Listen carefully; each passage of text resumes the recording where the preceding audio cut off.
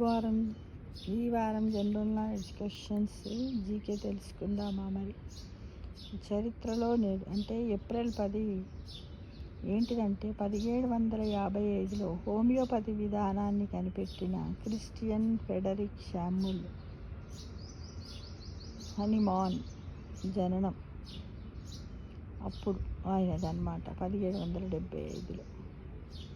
తర్వాత 1813 ఏప్రిల్ 10న గణిత శాస్త్రవేత్త ఖగోళ శాస్త్రజ్ఞుడు జోసెఫ్ లూయిస్ లెగ్రాంజ్ మరణం. తర్వాత ఇదే ఏప్రిల్ 10న 1894 భారతీయ వ్యాపారవేత్త ఘన్శ్యామ్ దాస్ బిర్లా జననం అప్పుడు. తర్వాత ఇదే ఏప్రిల్ 10, 1898న హేతువాది ఏటీ కపూర్ జననం.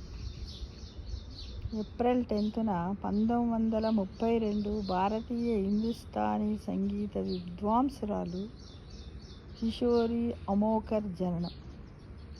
1995 ఏప్రిల్ 10న భారత మాజీ ప్రధానమంత్రి మొరార్జీ దేశాయ్ యొక్క మరణము.